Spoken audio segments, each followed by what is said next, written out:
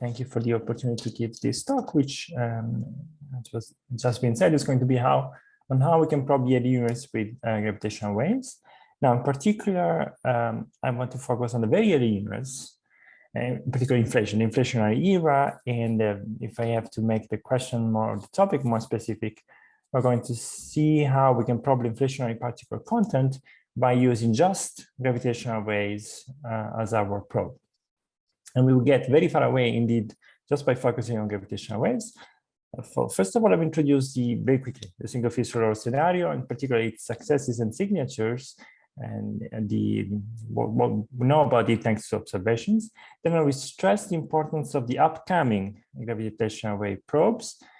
And I will focus on a scenario which goes beyond the minimal single field solar setup and try to motivate going beyond it for several reasons. Then if there's time, I will introduce this cosmological collider idea, which is very popular these days. And if there is even more time, I get to talk about Fossius fields and the EFT approach. Otherwise, Emma, who's giving a talk right after me, I think she will spend more time on these Fossius fields. I'll just try to briefly flesh out the idea if I get there. So without further ado, let me just remind you of something you already know, certainly with this audience. The fact that early on, we need to accelerate the universe for many reasons, one being to make sense of CMB observations.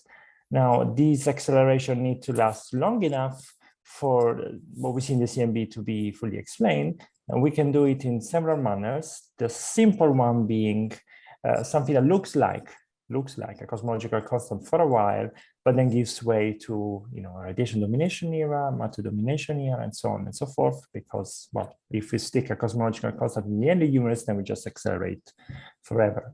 Now, the second simplest possibility, which is that of a single scalar field, does the job extremely well.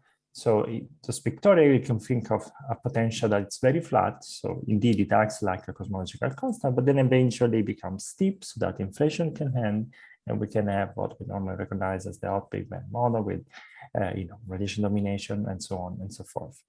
Now, instead of just a pictorial, cartoonish idea of what single field solar inflation looks like, we can be slightly more precise. And what that means is that we want a potential which starts out very flat, and we introduce epsilon, the first solar parameter. But of course, we need inflation to last long enough to explain CMB observations. That's roughly 45 at the very least, maybe 50 folds. And therefore, we don't just want the potential to start flat, but we also want it to stay flat. And this is typically written down as the other as rho parameter eta, which is related also to the mass of the infraton. And that's why the eta problem is connected to the, let's say, to having a light, the problem or the possibility of having a light infraton. And we would like the smallness of this mass to be technically natural. And we'll talk about that later on. But this gives you a quick picture of how we can accelerate the universe with a simple scalar field whose potential, roughly speaking, shares or enjoys these properties. This indeed can be done rather quickly. And once that's done, what we worry about are the fluctuations. Now remember, there's GR as our theory of gravity in the early universe up to these scales and the scalar field. So what we have is 3 degrees of freedom. If we consider fluctuations on top of that bangram, we're going to have scalar fluctuations and tensor perturbations. Now, how do we characterize these fluctuations? Well, it's very simple. We go after endpoint functions, starting with the easiest one, therefore the 2-point function. Now, what do we know about this in the case of the minimal single field solar models of paradigm? And this is what I'm talking about so far. Then I will move on something else, something different. Now, in the minimum scenario, single field solar, what we know is very clear. The expression for the 2-point function of the power spectrum is extremely simple. It's a function of just the Hubble rate divided by epsilon. And the k-scaling is very simple as well. It's a function of the solar parameters I've just introduced. Now, thankfully, because of CMB observations of temperature and isotropies, we do have a number associated to this p zeta, which is great. It gives us information about the universe under the assumption of the minimum scenario. We can solve this number, let's say the left-hand side, for a squared over epsilon. These are the only unknowns. And this is very informative as to the Hubble rate, for example. And some people call the Hubble rate, roughly speaking, the energy scale of inflation under this assumption. Now, If we move to the tensor sector, we are not so lucky because we don't know the value of P gamma, essentially because we haven't detected primordial gravitational waves yet. Now, in this case, the expression is even simpler, Hubble rate, and that's it. That's the only unknown. The tilt is itself expressed as a function of lower parameters. We don't have a number. We have an upper bound here, which is usually expressed not as a function of P gamma only, but P gamma over P zeta. That's essentially the same thing. And let me just remind you, but in this case, R, we know from the not just Planck, but Planck plus the bicep Keck update is smaller than 0.035. But in the future, we're going to do much better. R is smaller than 10⁻², with CMBS3. And thanks to Lightbird and CMBS4, we're going to learn much more about this number, roughly of order 10⁻3. Now, why are these numbers exciting? Well, my claim is that these are not just incremental improvements on top of what we already know. These are more than that. Let me try and convince you of this fact. First, by being rather naive. And I would say, if for a second we assume that single phase roll is the way that nature has chosen to accelerate the universe, and we say, well, we don't know epsilon really, we don't know eta, let's assume they have the same order.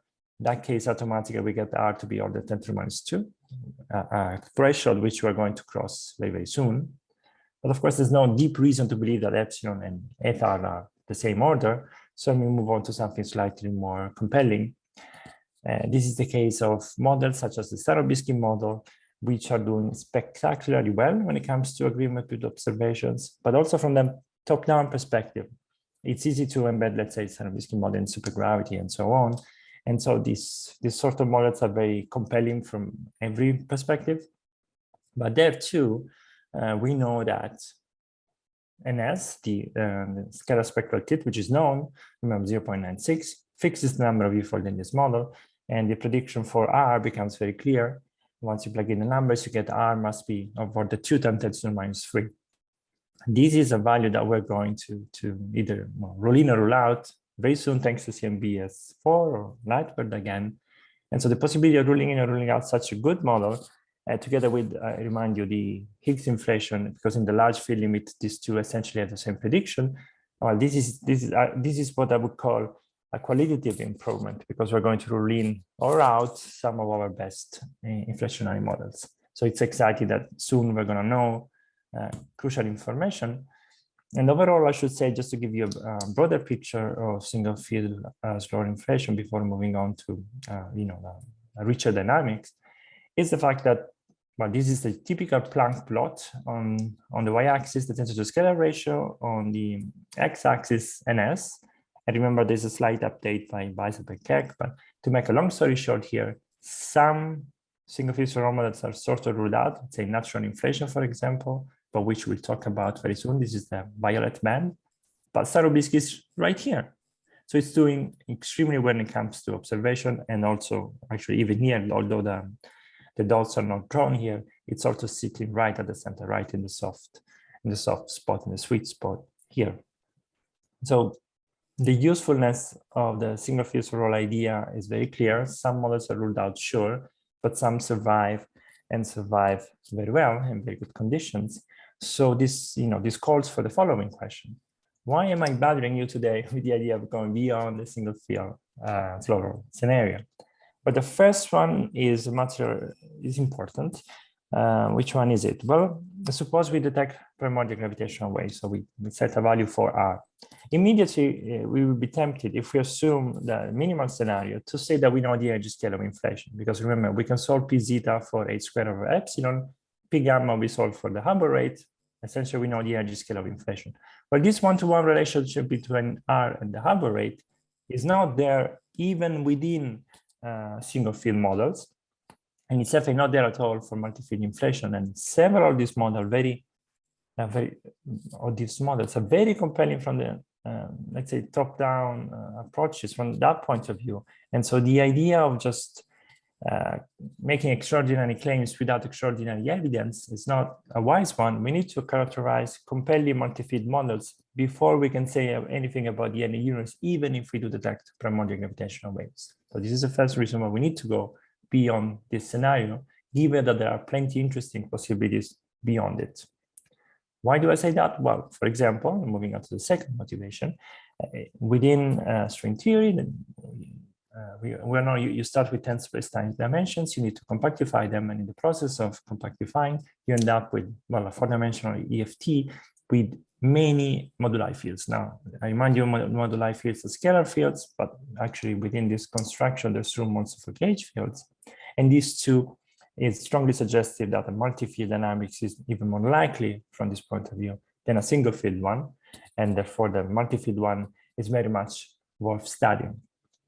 Now, if we move on to the third, to me, the most important bit is that this alternative or this other possibility, just as likely, if not more, of having a multi-field scenario is actually testable, and it's testable in the near future. That's what makes it interesting.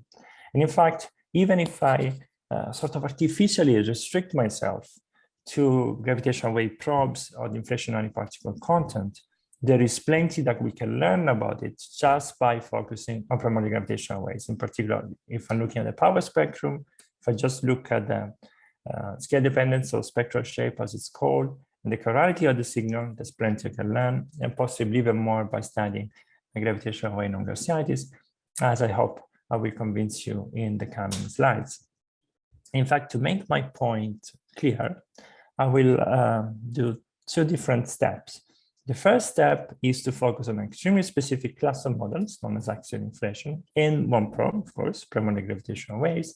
And then if time permits, I will broaden the analysis to a generic inflationary particle content and see what we can learn in that case. But I think to take the point home, I will start with axial inflation and remind you of a few very simple models and what we can learn about the signatures just by looking at primordial gravitational waves. So, natural inflation. So what is it? Well, this is a sort of very well-known model. It was put forward a while ago, and it's extremely simple. You know, GR plus a scalar field. That's it. Now, the potential is the typical axion-like potential. It's essentially coming from non-perturbative corrections on top of an otherwise flat potential. It is a remnant of a shift symmetry. That's why it's actually called natural inflation, remember, because the shift symmetry is there to protect the mass of the inflaton from large quantum corrections. So we can call it natural. It's very, very simple. And in order to make it flat, remember NS is 0.96. So we need this potential to be, a cosine potential is typically not flat. One way to make it flat is to take F, this axion decay constant, to be very, very large. If you take it to be very, very large, then okay, you feature better off when it comes to observation, but actually this model, even for Trans-Planckian axion decay constant, is right now, thanks to Weisselbeck-Keck and the update, I would say ruled out by the data. But even if it weren't, people are uneasy with an axion decay constant, which is Trans-Planckian. One reason being that, well, that the Planck scale global symmetries, all global symmetries are supposed to break down. And the other one, more practical, is that if you consider, let's say, string theory constructions, whenever you can realize axial inflation of this type, you always end up with an axial decay constant which is smaller than M Planck, and you would like to start out with such a parameter space anyway. And so this model is compelling, but it's essentially ruled out these days. How can we modify it by keeping the properties that we typically like intact? And this was answered by essentially a chromonatural proposal. Let me remind you how it looks like. It's the same Lagrangian as before, except that you couple the axion-like, the axion inflaton phi to gauge fields. Now the coupling is of the Chern-Simons type. You can see it here. Why does this work? Why is this any better? Well, it's actually a very simple reason. Remember, the potential was really too steep for purpose. And one way you make it less steep effectively is to couple the axion-like particle to the gauge sector. This coupling essentially introduces a friction term, so actually slowing down the potential and making it more flat. And this turns out to do the job very, very well. You don't need a huge axion decay constant to slow down phi, rolling down its potential. And as a byproduct of the fact that these gauge fields in this case are actually SU2 gauge fields, we end up with a very interesting gravitational wave. Remember, you want to slow down the axion inflaton here, you crank up lambda, you crank up the coupling, you increase the effect of this friction term, which is being introduced by this coupling, and things go better. As a result of a large lambda, you end up, and we will see about that very soon, you end up producing a lot of gravitational waves. We get to that point. Now, as it turns out, even chromonatural inflation, though it's not ruled out completely, it's actually in tension with the data. And let me actually stress that I'm using SU2 gauge fields, but there's plenty of models with U1, and we can talk about that if you're interested. But as you increase, my point is, as you increase lambda to make the potential very, very flat or sufficiently flat, you end up actually overproducing, slightly overproducing gravitational waves in this model. And so in order to, again, preserve the interesting gravitational wave spectrum, but agree with observations, I would say the simplest thing one can do is the following. You actually add, you pay a price, of course, you add an extra scalar degree of freedom. In green here, you ask that it inflates, you give it the job of inflating, you take this job away from the axion-like particle, and you ask the inflaton to inflate. What do you gain by that? Well, certainly sub-Planck and axion they constant as before. Again, interesting gravitational wave phenomenology, but this time, because you don't have to flatten the axion potential so much, because after all, it's not inflating, it's not giving you the ns-1, it's not giving you the scalar spectral index, you can have a observationally viable model at the price of having an extra degree of freedom. And again, I will comment much more about that later on. But since I've stressed a lot and I promised this interesting gravitational wave phenomenology, let me actually try and deliver a little bit on that promise. So we're looking at gravitational waves. Let me remind you of a couple of things. If we have f of w, a metric, and we want to consider tensor fluctuations, this is the way we write them down. Of course, we've got two Paris-Same states, and we can write the equation of motion for gamma. Now, this equation is always roughly the same, single phase roll, and in more general scenarios, except that if we're dealing with single phase roll, the right-hand side is actually non-zero, but is negligible. And that's essentially because we are sourcing tensors with scalars, but not linearly. So on the right-hand side, we're going to have something proportional to zeta squared, which is very, very small. So we can essentially solve the homogeneous equation. The solution is going to be, essentially, yeah, that's going to be the solution. You calculate the power spectrum, and you get something proportional to h squared of mp squared. That's my first slide of today. It's a very, very simple result. But in the case that you have additional field content, and the right-hand side is actually completely different, and it might well be that the right side, the presence of the right-hand side changes completely your gravitational wave power spectrum, which is going to be the case in axion gauge field dynamics. In fact, let me show you very briefly how things look like on the right-hand side of that equation in this for this model. And actually, let me stress it again. Even chromonatural inflation, the tensor sector is going to look identical more or less to this setup because the gravitational wave phenomenology is the same. So what's going on here? Let's look on the right-hand side of this equation. Remember, scalars do contribute, but the contribution is negligible. You have to think about, zeta squared, depending on the gauge, maybe delta phi squared, but it's a very tiny contribution. Also from the scalars in the axion sector, you're going to have another contribution. But the focus here is on the gauge sector. So this is SU2 in this case, which means a couple of things. The first thing it means is that you can have an isotropic solution because essentially you can identify gauge indices with rotation indices.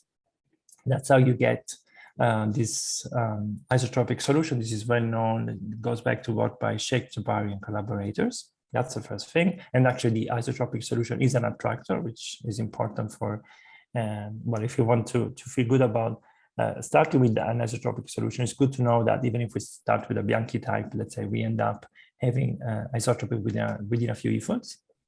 And the other thing that I would like to stress is that because there are essentially with this Tij tensor degrees of freedom in the gauge sector, they are going to right away linearly for a tree-level source gravitational waves. So here you're not going to find a t squared. There's no need. Tij sources gravitational waves directly. Now, as it turns out, it is possible within the parameter space to have the source contribution larger than the vacuum contribution. Not by much, but it is possible to have it. And it actually explain, give a little bit more details. And before that, let me apologize because, well, I've been calling gravitational waves gamma ij, but in order to conform with notations in many papers, I should say that gamma ij and psi are essentially the same thing. They are just related by a scale factor. Now, this is the usual equation of motion for gravitational waves, and this is the equation of motion for the distance degrees of freedom, Tij or TRL. Now, very quickly, let me say that on the right-hand side here, this CRL can be ignored as it turns out, but then which makes it much easier to solve for T and plug back into psi and solve everything. A couple of properties of these equations I want to draw your attention on. The first one being that you see this minus and plus here. These are, according to you, probably in the right-handed or left-handed polarization, which means that, well, we're going to have two different solutions for T right and T left, and given that they are sourcing gravitational waves, if this sourcing ends up being the key component, the key contribution to gravitational waves, we're going to have, well, psi left different from psi right. In other words, we're going to have a chiral spectrum of gravitational waves. And we also stress that this psi, which appears here without explanation, what is actually very much related to the Chern-Simons type coupling because it knows about lambda. And so essentially the lambda here, both these quantities know about lambda, and it is because of the Chern-Simons type coupling that we have a different solution for T right than we have for T left. So the Chern-Simons coupling really is important in this equation. This lambda phi ff theta is the key to the difference between the two polarizations. Let me be slightly more precise here and by giving you a plot of the left-handed in our convention polarization for, let's say, Tij, and you can see x is k tau as usual. X or the one is the horizon, much smaller is outside the horizon, much larger is inside the horizon. And you can see that the way this gauge field behaves is that around the horizon has an enhancement, and then it behaves normally. Now, this enhancement is actually transmitted to the metric. As you can see, there is a little delay, a little lag, but then the enhancement in Tij, sorry, it is transmitted to the metric here. And so the metric, at least one polarization of the metric, is enhanced as a result of this ff theta coupling, which has a lot of consequences when it comes to gravitational waves, and I'm going to focus on all of them one by one.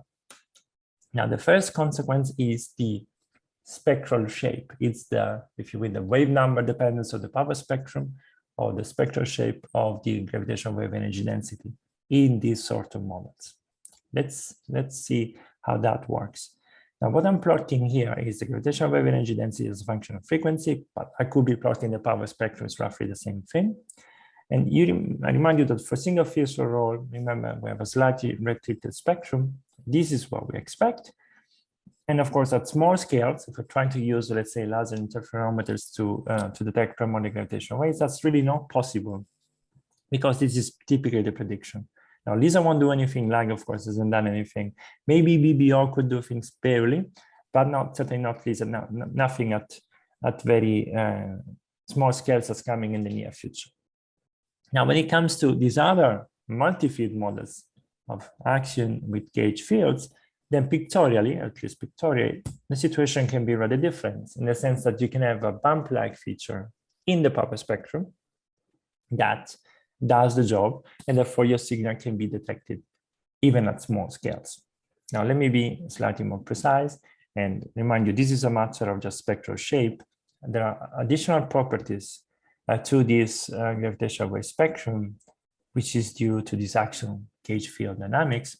And one more property, which I mentioned rather briefly before, is coming straight from you having a ff theta type coupling to the axion chi. But I should also say for completeness that even if you have the other type of Chern-Simons coupling, not the ff theta, not the one that you relate to electromagnetism, essentially, if you have the gravitational Chern-Simons coupling, so if you have lambda chi RR tilde, then a similar signal, you will get something similar, you will get a chiral signal nevertheless. So remember, because of this coupling, you get this equation of motion for T, left and right. Now, T is sourcing gravitational waves. If the source contribution is the leading one, you've got the gamma left is different from gamma right. And this is by definition, you having a chiral gravitational wave spectrum. Why do I stress this? Can we test for it? Yes, so that's the key. We can test for it. Well, at the CMB, at large scales, what we remember is that if we consider, let's say, BT correlation or EB correlations, so BT is the B modes of the B-mode polarization of the CMB, this result is 0 if you're dealing with single field slow inflation. It is actually literally proportional. This BT, for example, is literally proportional to P gamma left minus P gamma right. But then, of course, as we have seen, that's not 0 whenever you have a Chern-Simons type coupling. And so you've got BT and EB being different from 0. Are they sufficiently different from 0 that you can test for them? So yes. Now, in particular, this work by Komatsu and collaborators in 2017 focused on Lightbird, and the reason is that Lightbird should be, let's say, even better than CMBS4 at small l. And they show that here on the y-axis, I'm plotting BT correlation as a function of the multiple L. And essentially, to make a long story short, anything above the black line here, which is there to account for a polarimeter miscalibration, essentially, is parameter space of these sort of models that can be tested for, and anything below that can actually not be seen because the polarimeter miscalibration can account for more effect than that.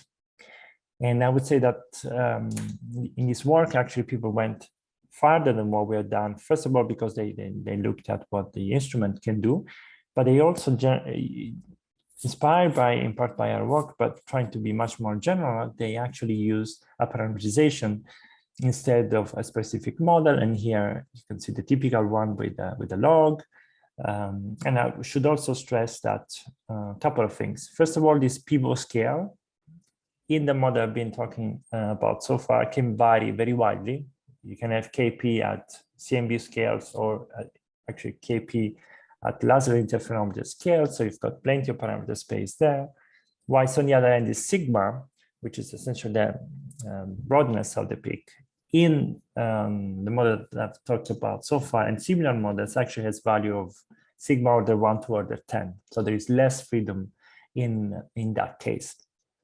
But nevertheless, BT correlations can be tested at large scales. Now, as promised, this model have room also for a signal which is large at small scales. Can we test chirality in that case? Yes, the answer is interestingly yes as well here. It's a bit more tricky. So a couple of things.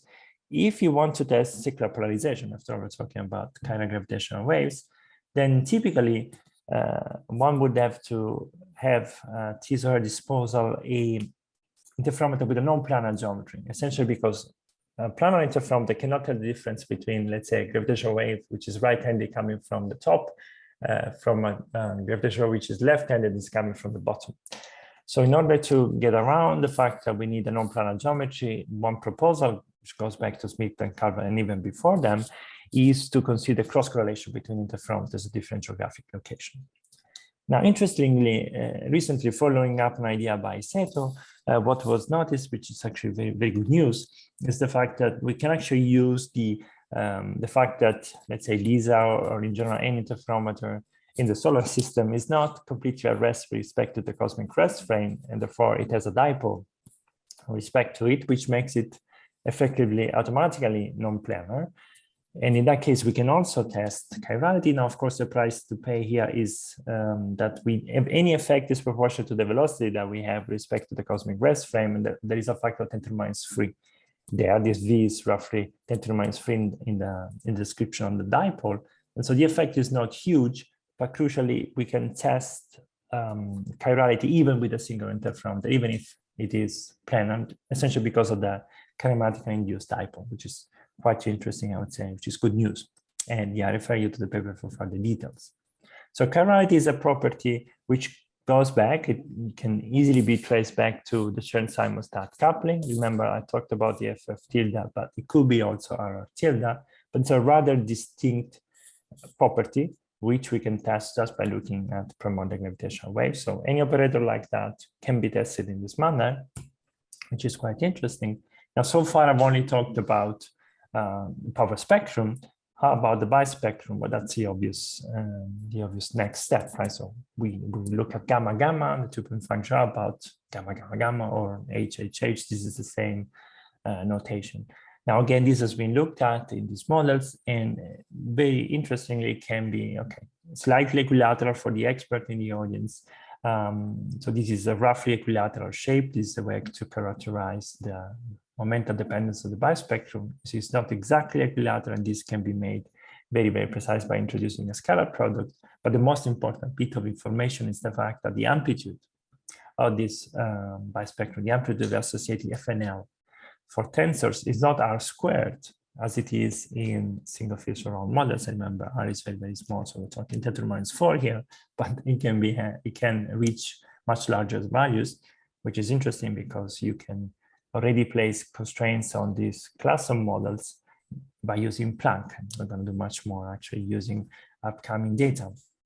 And of course, the purely gravitational wave bispectrum is one possibility, but I should also mention the mixed bispectrum, the type zeta gamma gamma. Here too, in this model and this class of models, I should say, we don't get R, you can get an FNL proportional to R, you get a much larger FNL on which you can place already constraints. So this is yet another channel that you can use to place constraints on these sort of models.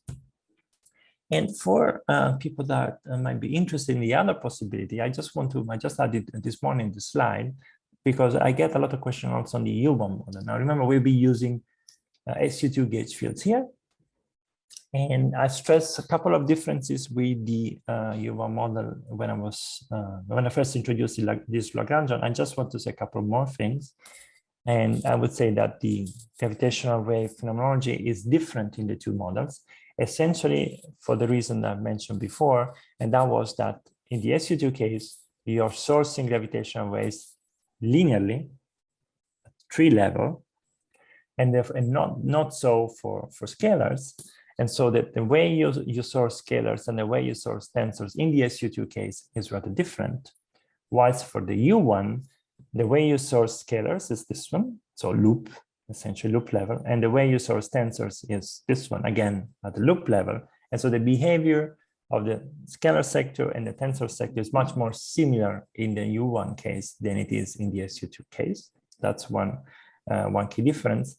And the other thing I want to stress about the U1 case, because we are sourcing scalars as well and as much, these class of models with the U1, one or more U1s has been used more in recent days in order to obtain primordial black holes in the early universe, trying to have actually them constitute a lot of the dark matter fraction that we observe. And so this model that belongs to the same class of this SU2 setup actually has its own uses that I find quite interesting. So that's why I thought to introduce this slide here to just give a few more details. But if I have to summarize what we can learn about this whole class of models, and just by looking at gravitational waves, is the following. If you want to test axion gauge field models, which I hope I convince are actually quite compelling, also from the top-down perspective, well, just by looking at the scale dependence of primordial gravitational waves, the chirality, and then Gaussianity, there is really plenty that we can learn and really plenty that we can test in the coming years. And now let me just say, by concluding this part of the talk, and then I'll ask you how much time I've left, is that, well, I've been talking about this model which was proposed not long ago, but in the meantime, plenty has happened. So in the very same direction of the models I've talked about, people have looked, of course, at the gravitational Chern-Simons possibility, RR tilde, possibility of adding fermions, any possibility of back reaction. Do we get chirality, for example, to be washed out? We don't. A mechanism of gravitational leptogenesis have been attached to these sort of models, and people have looked into perturbativity bounds, which there was no time to go into, but these are also under control. And in order to make the case of the top-down perspective stronger, actually this sort of models has had a supergravity embedding first, and even a string theory embedding as well. Now, so far, I've been focusing again intentionally on one specific class of models, and I would like to move on now to the possibility of a broader perspective on the inflationary particle content and the best observables that we can look at to learn about it. But before that, let me ask, how much time do I have left? Maybe a couple more minutes. A couple more minutes. Or, okay, yeah. if you can wrap up, around that would be great. Yes. In fact, I'll be as quick as possible. Now, when it comes to the inflationary particle content in general, let me just say that normally what we would like to learn about is information on the mass and the spin of inflationary particles. And even if so far I've talked about essentially the power spectrum, what we can learn, what we should look at, when we don't know the specific content of the inflationary Lagrangian, is most likely the bispectrum. Let me just comment on this slide and then move to the conclusion. I think Emma will have to say more to say about a topic very much related to this slide. I just say that if we look at the squeeze limit of the bispectrum, here I'm just considering the scalar case here. If you look at the squeeze limit of generic scalar bispectrum during inflation, squeeze because of this inequivalence here, I'm going to have a generic property shared essentially by all bispectrum just by dimensional analysis, which is the standard behavior. But then if there are extra fields present during inflation, which are mediating the zeta 3-point function, then I typically inherit a scaling of this type with this exponent here, 3/2 minus nu, and nu knows about the mass and the spin or the extra content during inflation. So just by looking at the k-scaling of my squeeze bispectrum, there's plenty I can learn about inflationary particle content, but there's more. Whenever these are spinning fields, so spin 0, 1, 2, etc., there's an extra angular behavior in my squeeze non-Gaussianity here, from which I can learn whether I'm dealing with scalars. P0, P is the Lejeune polynomial, so P0 is scalars, P1 vectors, P2, of course, spin 2 particles. So if I don't know much about the inflationary particle content, I want to be agnostic about the content, the ideal thing to do is to look at squeeze limit of non-Gaussianities. And here I'm talking about zeta, but the same is true for gamma, gamma, zeta, etc., etc. And so because I have taken enough time, let me actually make a super long story extremely short. Go here. Recap what I should have said in this second part. What we learn is that if we want to propagate the generic inflationary particle content, but we can look at the squeeze bispectrum, again, scalar, tensor, and mixed. What we learn if we do that is that spinning fields, fields of spin 1, 2, etc., have a richer set of signatures than, let's say, scalars, but typically spinning fields have very specific bounds on their masses, which makes them decay rather quickly and ends up with the signal being suppressed. Now, one way to get around this problem is to couple these spinning fields directly with the inflaton. If we do so, if we have a direct coupling or a minimal coupling, not just for gravity, but we have no minimal coupling of these extra spin content with the inflaton field, because inflaton is light, essentially these fields do not decay and their signatures are much stronger. And we can test for them at the level of primordial gravitational waves, non-Gaussianity, and even mixed non-Gaussianities. But because I promised to finish in time, let me actually go straight to my conclusions and say that, so in this talk, I hope I convince you that, yes, we're going to soon cross collidive thresholds when it comes to cosmological parameters. I didn't focus very much on FNL for lack of time, but certainly R, we have seen that R around the threshold of 10 to the minus 3 is going to be very informative as to what happens during inflation, what sort of models we're talking about. Now, as we wait for these cosmological probes to do their work, there's lots that we can do on the theory side, especially we can explore or put forward new compelling models.